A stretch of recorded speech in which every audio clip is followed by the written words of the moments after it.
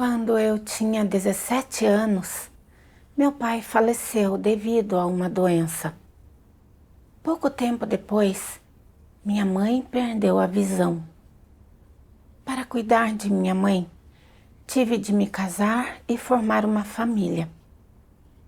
Depois do casamento, vi que a família de meu marido não estava bem financeiramente. Meu marido escondeu de mim que tinha contraído muitas dívidas e as pessoas frequentemente vinham à nossa casa exigindo o pagamento. Por causa disso, eu suspirava e chorava com frequência. Sentia muita angústia e impotência. Pouco tempo depois, um parente pregou para mim o Evangelho de Deus dos últimos dias. Vi que Deus expressa a verdade e está realizando a obra de salvar as pessoas. Foi como se eu tivesse conseguido me agarrar a uma tábua de salvação. Eu esperei em Deus e confiei a Ele todas as dificuldades de minha família. Gradualmente, as coisas em casa melhoraram um pouco e eu agradeci secretamente a Deus em meu coração. Mais tarde, meu marido ficou doente e faleceu. Gastamos todas as economias que tínhamos e nenhum de nossos amigos ou parentes nos ajudou. Percebi que não se pode contar com as pessoas. Quando enfrentava dificuldades na vida, eu orava e confiava em Deus e via algumas de suas bênçãos. Minha filha era fraca e doente quando era pequena. Mas depois que meu marido faleceu, ela parou de ficar doente com tanta frequência. Minha neurastenia também estava melhorando gradualmente. O auxílio mínimo para a subsistência, que eu não conseguia receber antes, porque não tinha dinheiro para comprar presentes para os funcionários do governo, também foi provido. Vi a misericórdia e a proteção de Deus e fiquei muito grata a Ele. E tive ainda mais certeza de que Deus é o único com quem podemos contar. Assim, fiquei mais motivada em minha busca. Pensei que, se eu desempenhasse meu dever adequadamente, Deus sempre nos protegeria e que tudo correria bem, sem desastres ou infortúnios para nossa família. Naquela época, eu dava o meu melhor em todos os deveres que a igreja arranjava para mim. E mesmo que isso significasse correr os riscos de transportar os livros das palavras de Deus, eu não recusava. Eu sempre contava à minha filha os feitos maravilhosos e a graça de Deus. E quando tinha tempo, eu lia as palavras de Deus para ela. Mais tarde, minha filha decidiu desistir de seus estudos e se dedicar ao seu dever. Mas em um dia de abril de 2020, ela voltou de repente de outro lugar onde estava desempenhando seu dever e disse que estava sentindo um desconforto no coração e que precisava ficar em casa e descansar por alguns dias. No princípio, achei que isso não era nada. Pensei, ela sempre foi frágil e às vezes tem palpitações quando está um pouco cansada. Ela só precisa descansar e depois ficará bem.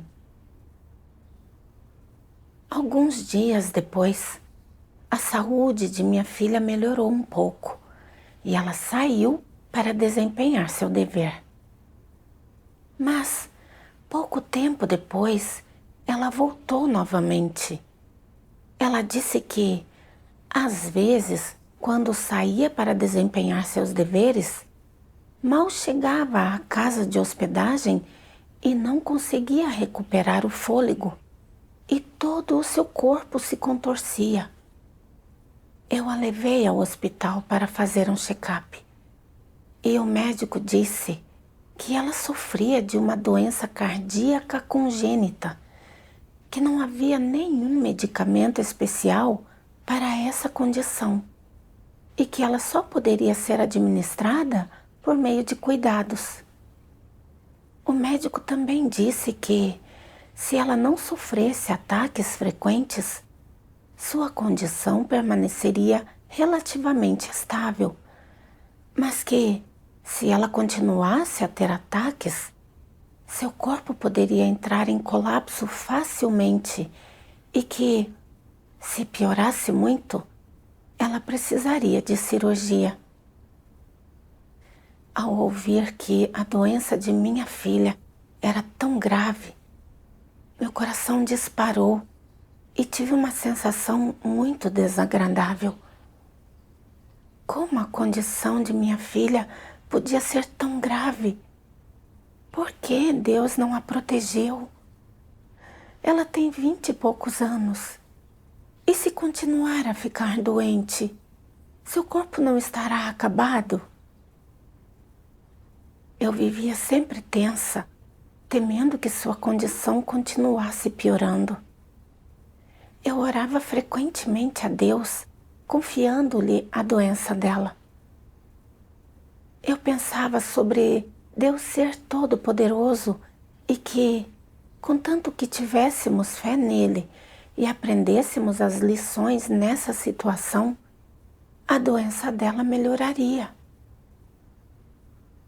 Certa vez, quando minha filha e eu fomos a uma reunião, ela teve um episódio assim que chegamos à casa de hospedagem.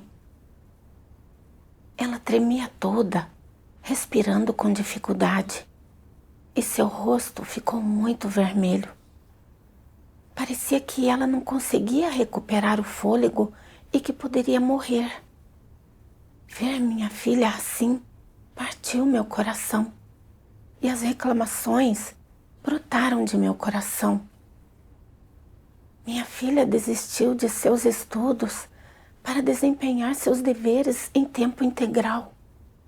Então, como é que ela pode ter uma doença tão grave? Será que ela vai ser atormentada por essa doença pelo resto da vida? E se ela continuar tendo esses episódios e não conseguir sobreviver? Se minha filha me deixar, como poderei viver sozinha? Deus deveria amar e ter misericórdia das pessoas. Então, por que Ele não nos protegeu? Esses pensamentos fizeram meu coração se sentir reprimido e angustiado, e, às vezes, eu chorava em segredo à noite. Eu me afundei em negatividade e reclamações. Parei de colocar o coração nos deveres e deixei a maior parte do trabalho para minha parceira. Eu mal passava os olhos no que estava lendo quando comia e bebia as palavras de Deus. Apenas agia sem me envolver em minhas orações e meu relacionamento com Deus se tornou distante. Minha filha me viu assim e me disse: "Mamãe, essa doença é algo que eu preciso experienciar.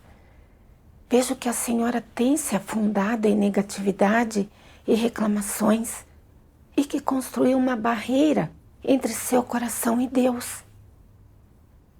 A senhora precisa encontrar as palavras de Deus para resolver isso." Também percebi que meu estado estava errado. Então orei a Deus e expressei meus sentimentos. "Deus, estou sofrendo muito neste momento. Tenho medo de que a condição de minha filha não melhore e só piore. O que devo fazer se minha filha não conseguir sobreviver a isso?" sei que a doença dela é permitida por ti, mas não entendo tua intenção. Por favor, orienta-me para que eu aprenda lições e ajuda-me a sair dessa dor. Certa manhã, li uma passagem das palavras de Deus. Deus Todo-Poderoso diz: muitas pessoas adoecem com frequência e por mais que orem a Deus, elas ainda não melhoram. Não importa o quanto queiram se livrar da doença, não conseguem. Às vezes, elas chegam até a se deparar com situações de risco de morte e são forçadas a encará-las de frente. Na verdade, se alguém realmente tem fé em Deus no coração, em primeiro lugar, deve saber que o tempo de vida de uma pessoa está nas mãos de Deus. O momento do nascimento e o da morte de uma pessoa são predestinados por Deus. Quando Deus dá enfermidade às pessoas, existe uma razão por trás disso. Tem um significado. O que eles podem sentir é a doença, mas, na realidade, o que elas receberam é graça, não enfermidade. As pessoas devem, em primeiro lugar, reconhecer e ter certeza desse fato e levá-lo a sério. Quando estão sofrendo com uma enfermidade, as pessoas podem vir frequentemente para diante de Deus e garantir que façam o que deveriam fazer, com prudência e cautela, e tratar seu dever com maior cuidado e diligência do que os outros. No que diz respeito às pessoas, isso é uma proteção, não grilhões. Essa é uma abordagem passiva. Além disso, a duração de vida de todos foi predeterminada por Deus. Uma doença pode ser terminal do ponto de vista médico, mas, do ponto de vista de Deus, se sua vida deve continuar e sua hora ainda não chegou, você não poderia morrer nem se quisesse. Se você tem uma comissão dada por Deus e sua missão ainda não foi cumprida, então você não morrerá, mesmo que contraia uma doença que deveria ser fatal. Deus ainda não o levará. Mesmo que você não ore, não busque a verdade e não dê atenção ao tratamento de sua doença, ou mesmo que seu tratamento seja adiado, não morrerá. Isso é particularmente verdadeiro para as pessoas que têm uma comissão importante dada por Deus. Quando sua missão ainda não se completou, não importa a doença que as acometa, elas não morrerão imediatamente. Elas viverão até o momento final em que a missão se completa. Você tem essa fé? Depois de ler as palavras de Deus, eu me senti muito tranquila e meu coração ficou muito mais em paz. A vida e a morte de uma pessoa são todas predestinadas por Deus. Minha preocupação era inútil. Se minha filha não tivesse completado sua missão, mesmo que tivesse uma doença fatal, ela não morreria. E se ela tivesse completado sua missão, eu não poderia ficar com ela quando seu tempo acabasse. Lembrei que meu marido e meu pai gozavam de boa saúde, mas de repente adoeceram e faleceram pouco tempo depois. Enquanto minha sogra estava sempre doente, mas ainda assim viveu até os 80 anos. O momento da morte de uma pessoa não está relacionado ao fato de ela estar doente. Depende da soberania e da ordenação de Deus. Eu tinha de ver as coisas de acordo com as palavras de Deus, buscar a verdade e aprender lições com essa situação. Mais tarde, procurei entender por que eu a estava enfrentando. encontrei os princípios para passar por provações e refinamento e vi esta passagem das palavras de Deus. Deus Todo-Poderoso diz: em sua crença em Deus, o que as pessoas buscam é obter bênçãos para o futuro. Esse é seu objetivo em sua crença. Todas as pessoas têm essa intenção e essa esperança, mas a corrupção em sua natureza deve ser resolvida por meio de provações e refinamento. Quaisquer aspectos nos quais as pessoas não estejam purificadas e revelem corrupção, esses são os aspectos nos quais elas devem ser refinadas. Esse é o arranjo de Deus. Deus estabelece um ambiente para você, forçando-o a ser refinado ali para que você possa conhecer sua corrupção. No fim, você chega a um ponto no qual prefere desistir de seus planos e desejos e se submeter à soberania e ao arranjo de Deus, mesmo que isso signifique morrer. Portanto, se não se submeterem a vários anos de refinamento, se não suportarem certa quantidade de sofrimento, as pessoas não serão capazes de se livrar dos constrangimentos da corrupção da carne em seus pensamentos e em seu coração. Quaisquer aspectos nos quais as pessoas ainda estão sujeitas aos constrangimentos de sua natureza satânica, e quaisquer aspectos nos quais elas ainda têm seus desejos e exigências, esses são os aspectos nos quais elas devem sofrer. Somente por meio do sofrimento, as lições podem ser aprendidas. Lições essas que significam ser capaz de ganhar a verdade e entender as intenções de Deus. Na verdade, muitas verdades são entendidas por meio de vivenciar sofrimento e provações. Ninguém pode entender as intenções de Deus, reconhecer a onipotência e a sabedoria de Deus, nem apreciar o caráter justo de Deus quando está num ambiente confortável e tranquilo ou quando as circunstâncias são favoráveis. Isso seria impossível. Depois de ler as palavras de Deus, entendi um pouco mais a intenção de Deus. Como há muita impureza na fé das pessoas, ela deve ser revelada por meio de provações e refinamento. Somente por meio do refinamento, uma pessoa pode mostrar sua verdadeira estatura, e só então poderá conhecer sua corrupção. Antes, eu era capaz de renunciar às coisas, de me despender e desempenhar meu dever. Eu nem mesmo me esquivei do perigoso dever de transportar livros com as palavras de Deus. E também trouxe minha filha para diante de Deus. Então achei que estava indo muito bem em minha busca. Pensei que Deus veria meus sacrifícios e dispêndios e que continuaria a nos mostrar misericórdia, cuidar de nós e nos proteger. Mas quando minha filha teve uma doença cardíaca que continuou a se agravar e seu corpo ficou frágil, não consegui ver o cuidado e a proteção de Deus, e minha verdadeira estatura foi revelada. Tornei-me negativa e ressentida. Até tentei argumentar com Deus, mencionando meus sacrifícios e dispêndios anteriores. E parei de colocar o coração no dever.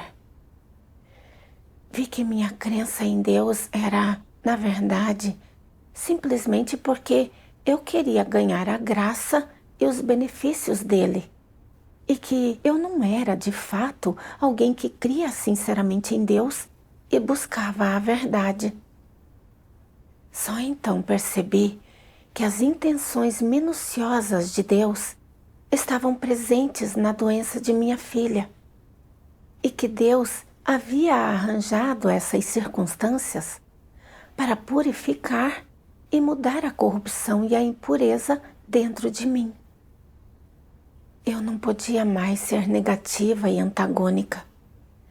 Tive de recorrer às palavras de Deus para resolver as intenções e os pontos de vista errados de minha crença. Depois de entender a intenção de Deus, fui capaz de me submeter um pouco e a angústia em meu coração diminuiu. Então, li mais 2 passagens das palavras de Deus.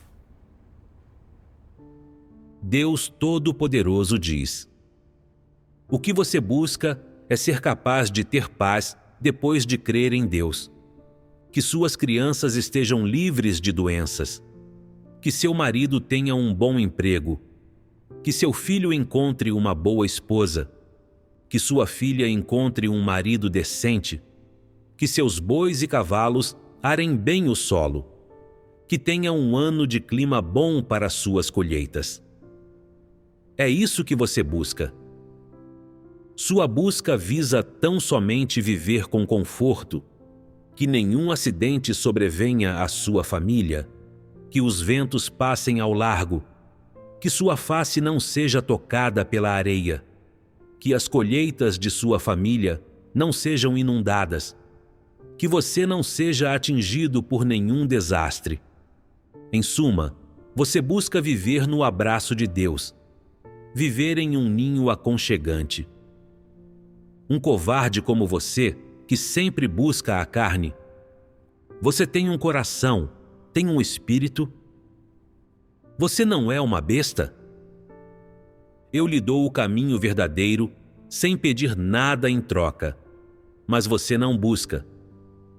Você é mesmo alguém que crê em Deus? Eu lhe concedo vida humana real, mas você não busca. Você não é nada diferente de um porco ou de um cão? Porcos não buscam a vida do homem, não buscam ser purificados e não entendem o que é vida. Todo dia, depois de comer sua porção, eles simplesmente dormem.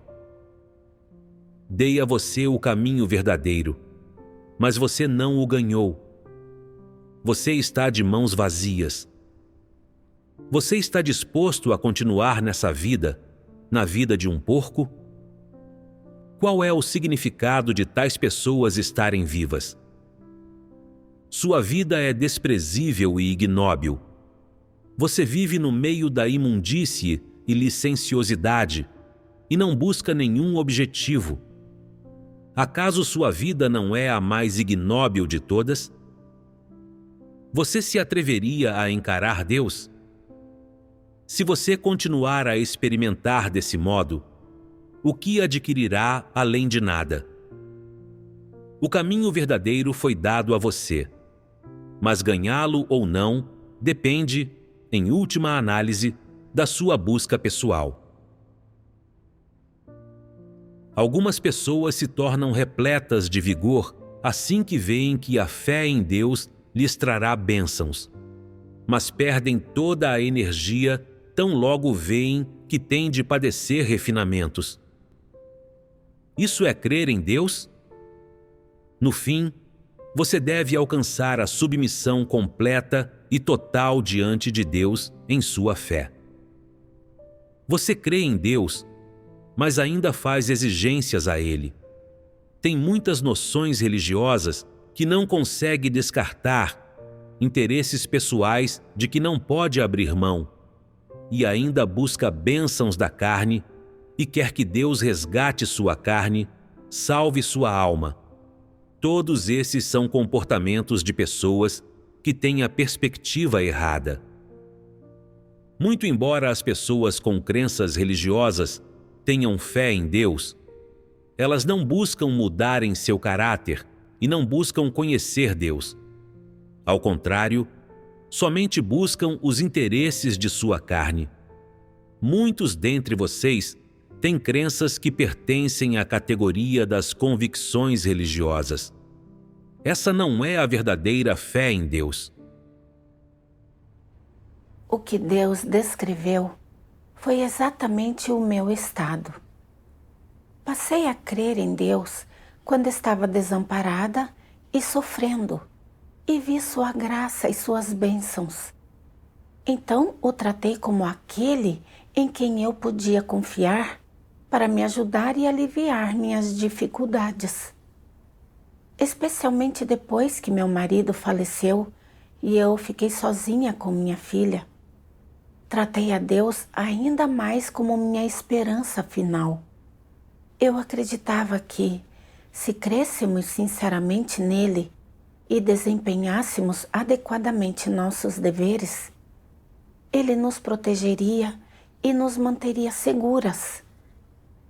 Eu cria em Deus com essas noções. Por isso, quando ele nos guardava e protegia e não sofríamos nenhum infortúnio, eu me dispunha a renunciar e a me despender. E me sentia motivada a desempenhar meus deveres.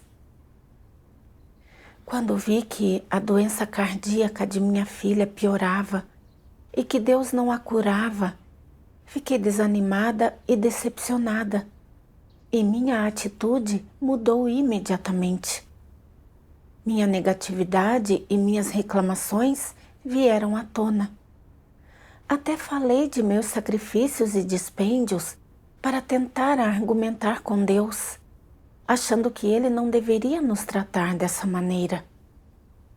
Eu não queria mais colocar o coração nos deveres. Fiquei negativa e antagônica em relação a Deus. Só então vi que eu estava crendo em Deus apenas para usá-lo para resolver minhas dificuldades e para que Ele cuidasse de nós, protegesse-nos e nos concedesse uma vida pacífica. Meus anos de sacrifícios e dispêndios não tinham sido nada sinceros. Eu era cheia de exigências irrazoáveis e desejos extravagantes em relação a Deus. Estava tentando barganhar com Ele, enganá-lo. Eu era realmente desprovida de razão. Assim que comecei a crer em Deus, minha estatura era pequena e Ele, em sua misericórdia, nos deu alguma graça. Essa já era a graça especial de Deus, mas minha ganância nunca era satisfeita. Eu sempre queria que Deus me agraciasse, e quando não conseguia ver a graça de Deus, tornava-me hostil contra Ele. Eu realmente não tinha humanidade.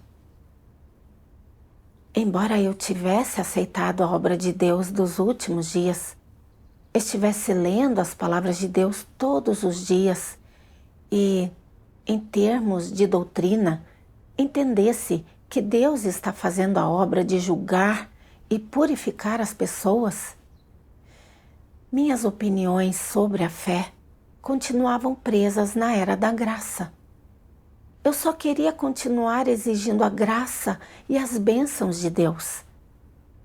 Eu não era diferente daqueles da comunidade religiosa que apenas comem pães até se fartar, uma descrente que meramente acreditava na religião. Se continuasse com esse tipo de crença, eu nunca alcançaria a verdade e meu caráter não mudaria. E se não me arrependesse, eu nunca seria salva. Mais tarde, li uma passagem das palavras de Deus e ganhei um entendimento puro de seu amor. Deus Todo-Poderoso diz: as pessoas devem sempre examinar qualquer coisa em seu coração que seja incompatível com Deus, ou que seja um mal-entendido sobre ele. Como surgem os mal-entendidos? Porque as pessoas entendem Deus erradamente. Depois que as pessoas veem os fatos sobre os judeus serem exilados da Judéia, elas ficam magoadas e dizem: no princípio, Deus amava muito os israelitas, Ele os guiou para fora do Egito e através do Mar Vermelho, deu-lhes maná dos céus e água da fonte para beber e, então, pessoalmente lhes deu leis para os guiar e ensinou-lhes como viver. O amor de Deus pelo homem transbordava. O povo que viveu naquele tempo foi tão abençoado. Como a atitude de Deus para com ele pôde dar um giro de 180 graus num piscar de olhos? Para onde foi todo o seu amor? Os sentimentos das pessoas não conseguem superar isso, e elas começam a duvidar, dizendo: Deus é amor ou não é? Por que sua atitude original para com os israelitas não é visível mais? Seu amor desapareceu, sem deixar vestígios. Ele ainda tem algum amor de fato? É aí que começam os equívocos das pessoas. Em que contexto as pessoas formam mal-entendidos? Poderia ser porque as ações de Deus não são compatíveis com as noções e imaginações delas? É esse fato o que faz com que as pessoas entendam Deus erradamente? A razão pela qual as pessoas entendem Deus desse jeito não é porque elas limitam a definição do amor dele? Elas pensam: Deus é amor. Portanto, ele deveria guardar e proteger as pessoas e derramar graça e bênção sobre elas. Isso é que é o amor de Deus. Eu gosto quando Deus ama as pessoas desse jeito. Eu pude ver, principalmente, quanto Deus amava as pessoas quando as guiou através do Mar Vermelho. As pessoas daquele tempo eram tão abençoadas. Eu gostaria de poder ter sido uma delas. Quando se enamora dessa história, você trata o amor de Deus revelado naquele instante como a verdade mais elevada e o marco único de sua essência.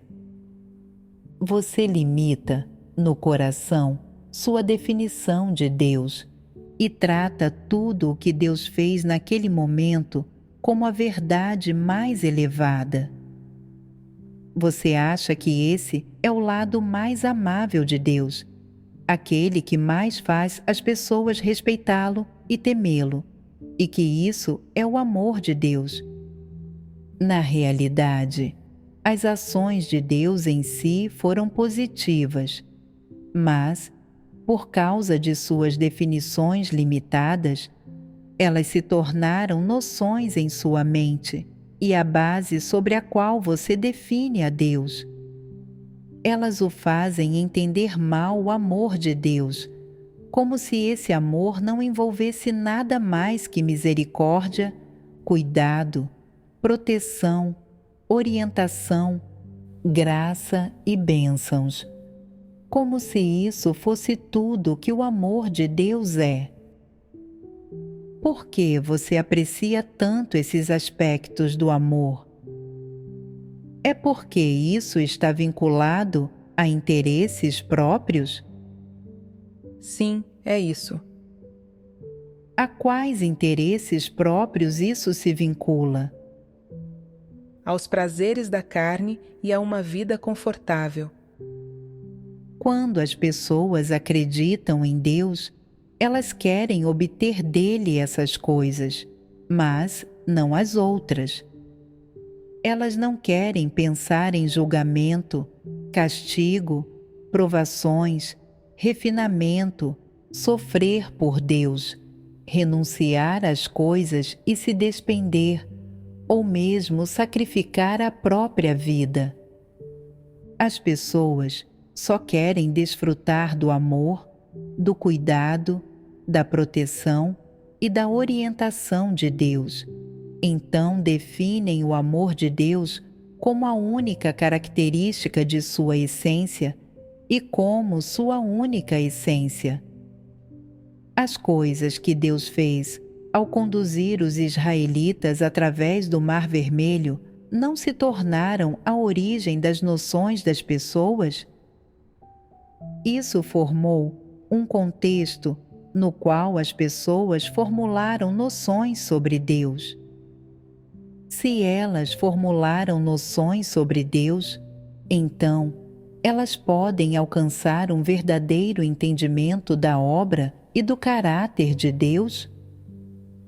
É óbvio que elas não somente não os entenderão, mas os interpretarão mal e formularão noções sobre eles. Isso prova que o entendimento do homem é estreito demais e não é entendimento verdadeiro. Porque isso não é a verdade, mas um tipo de amor e de entendimento que as pessoas analisam e interpretam de Deus com base em suas noções, imaginações e desejos egoístas. Não é compatível com a essência verdadeira de Deus. De que outras maneiras Deus ama as pessoas, além de ser através da misericórdia, da salvação, do cuidado, da proteção e de ouvir suas orações? Com disciplina, poda, julgamento, castigo, provações e refinamento. Correto. Deus demonstra seu amor numa abundância de maneiras, golpeando, disciplinando, repreendendo e com julgamento, castigo, provações, refinamento e assim por diante. Todos esses são aspectos do amor de Deus. Somente essa perspectiva está completa e alinhada com a verdade. Se você entende isso, quando se examina e percebe que tem mal entendido sobre Deus, você não é, então, capaz de reconhecer suas distorções e refletir muito bem sobre onde foi que errou? Isso não pode ajudá-lo a resolver seus mal-entendidos sobre Deus? Para realizar isso, você deve buscar a verdade. Desde que busquem a verdade, as pessoas podem eliminar seus mal-entendidos sobre Deus e, uma vez que os tenham eliminado, elas podem se submeter a todos os arranjos de Deus. Depois de ler as palavras de Deus, finalmente percebi que o motivo de eu ter tido uma reação tão forte à doença de minha filha e tanta negatividade e angústia era porque eu havia delimitado o amor de Deus.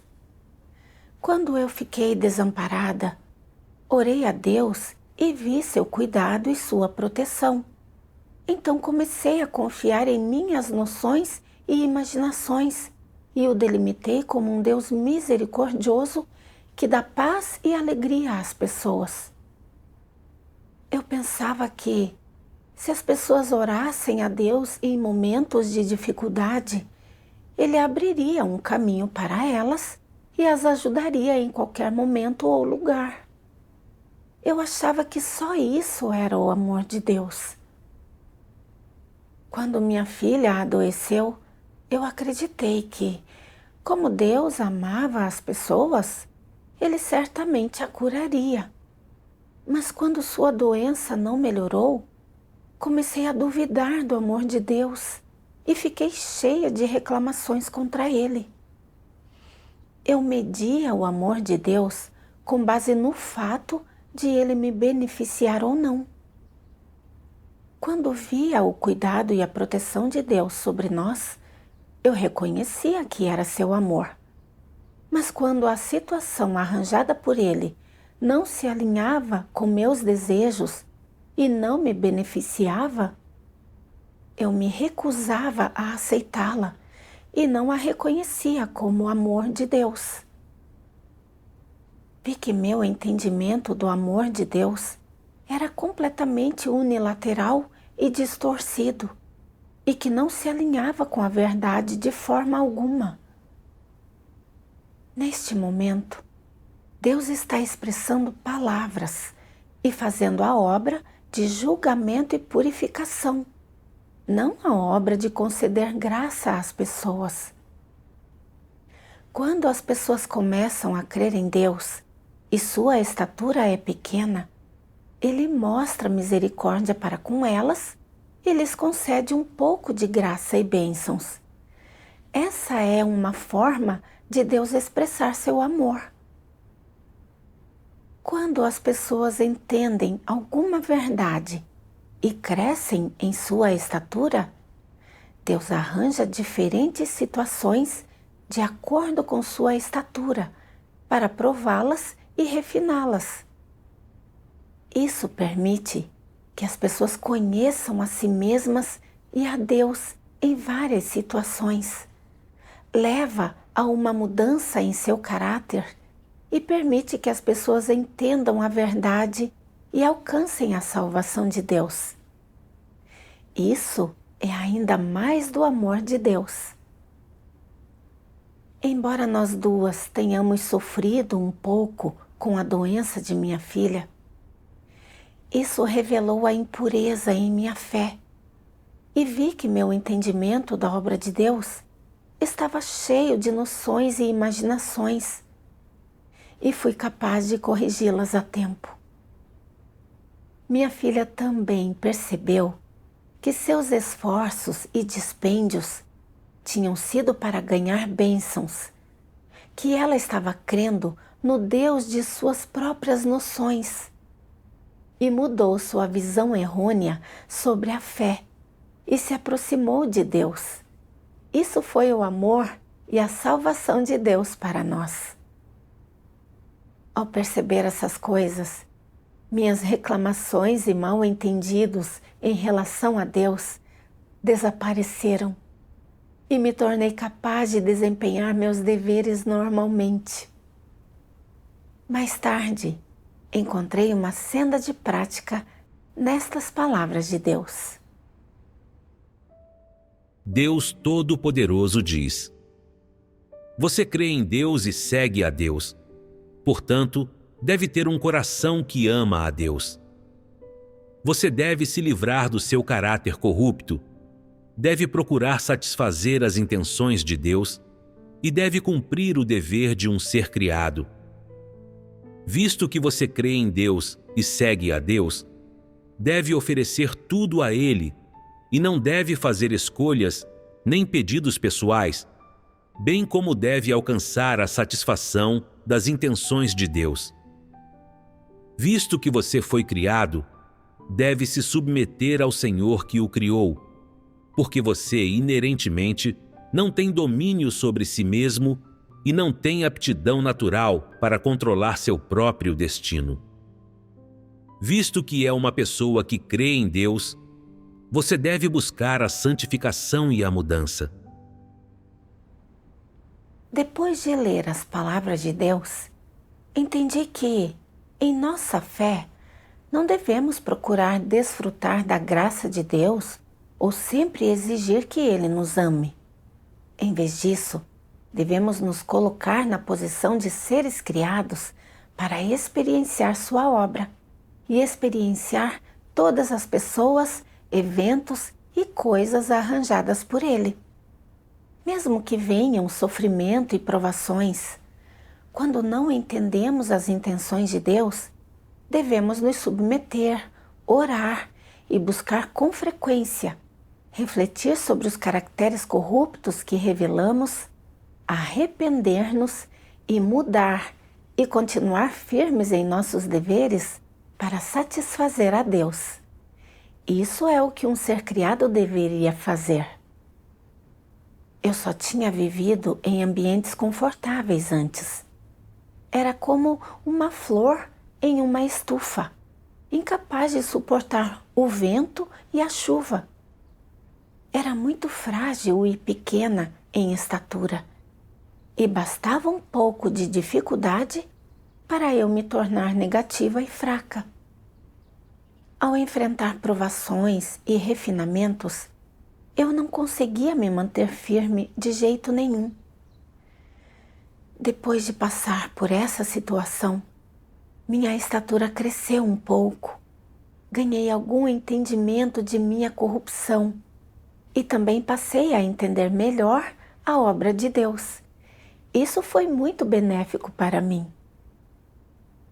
Agora, embora a doença de minha filha não tenha se curado totalmente e ainda volte a aparecer de vez em quando, e eu me sinta angustiada e com o coração partido quando a vejo doente, não me sinto mais tão constrangida por isso e me tornei capaz de desempenhar meus deveres normalmente.